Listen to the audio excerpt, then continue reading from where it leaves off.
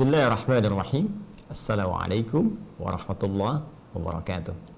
Alhamdulillah wassalatu wassalamu ala Rasulillah wa ala alihi wa sahbihi wa man wala wa ba'du. Saudara-saudariku, apa kabar?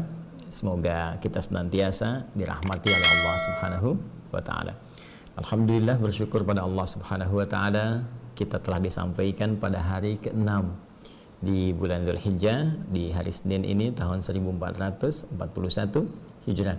Semoga seluruh rutinitas kita bisa kita transformasikan menjadi nilai ibadah, dan tentunya semoga seluruh ibadah kita diterima oleh Allah Subhanahu wa taala sebagai amal saleh yang dicintai oleh Allah Subhanahu wa taala.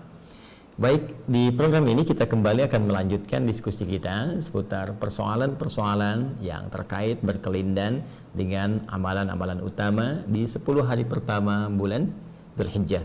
Kita coba akan lihat di hari ini apa yang teman-teman tampilkan di kolom diskusi kita, dan insya Allah apa yang Anda tanyakan kita coba akan lacak dari keterangan penjelasan para ulama kita yang terhubung pada petunjuk Rasulullah Sallallahu Alaihi Wasallam.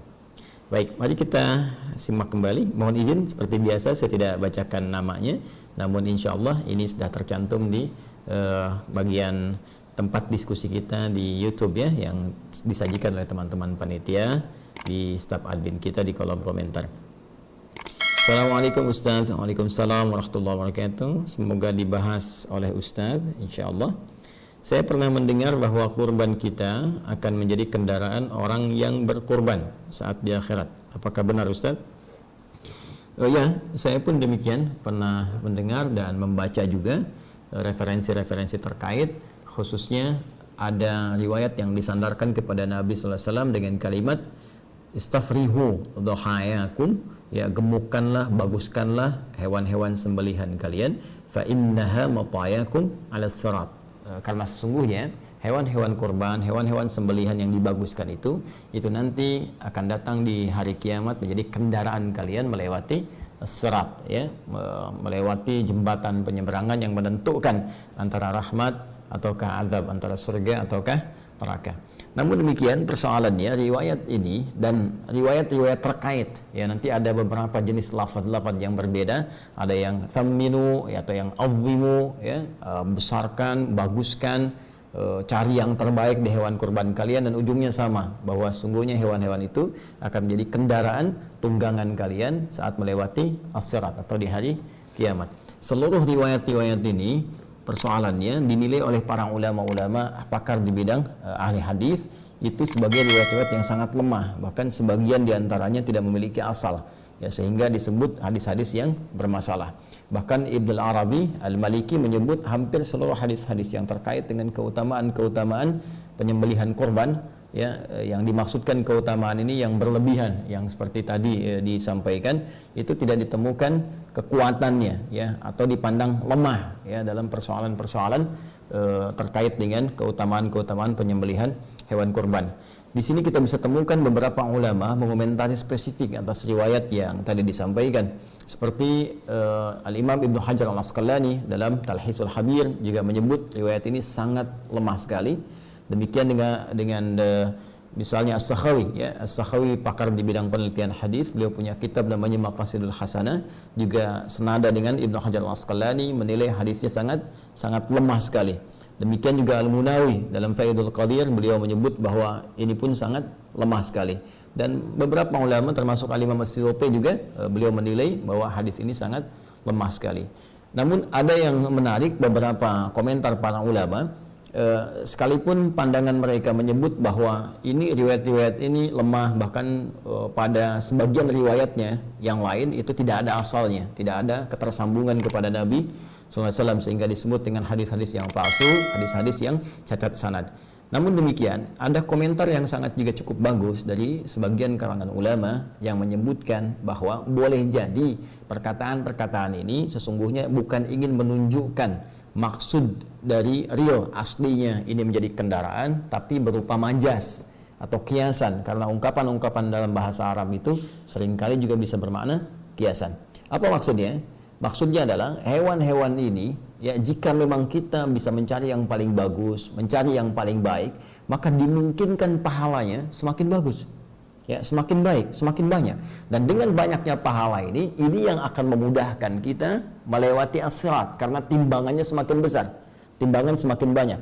Ya, bukankah kurban pertama yang diterima oleh Allah Subhanahu wa taala dari anak Nabi Adam alaihissalam adalah kurban yang terbaik?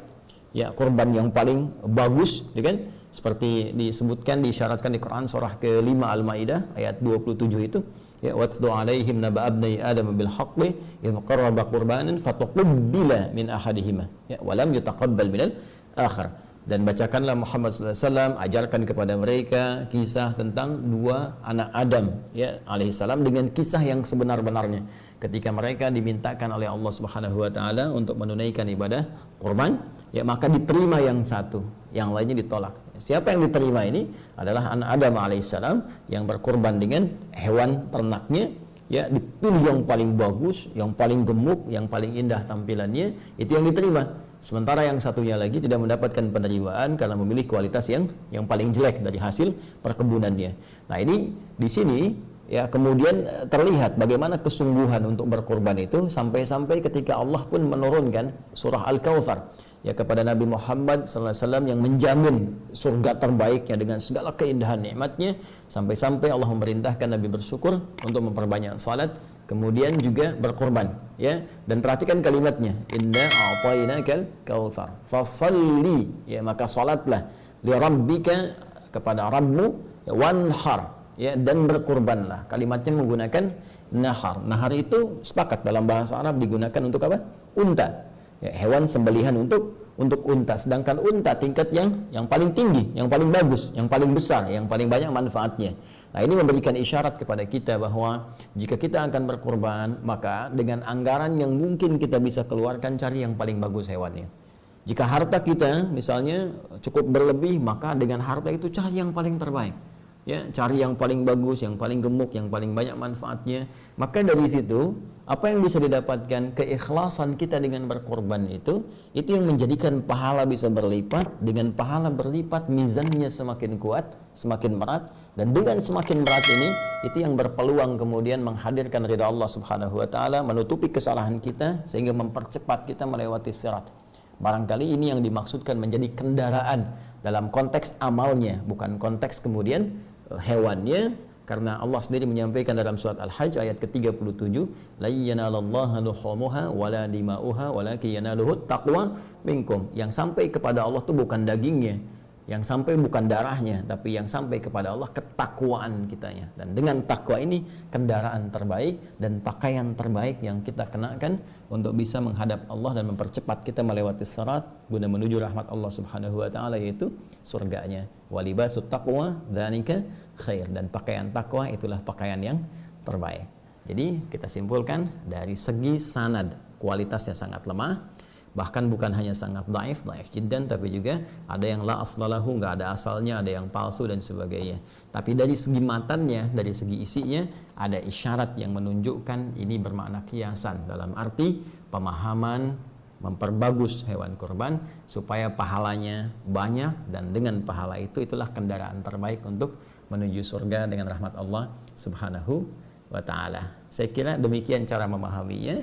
Semoga Allah Subhanahu wa ta'ala meringankan segala apa yang kita ikhtiarkan untuk mudah dilakukan, dan semuanya mendapatkan penerimaan di sisi Allah Subhanahu wa ta'ala. Sekali lagi, jangan bersandar kepada hadis ini karena hadisnya sangat lemah, bahkan sebagian besar adalah diduga palsu, tapi boleh memaknai hadis ini dengan makna kiasannya dengan pengertian yang tadi saya sampaikan.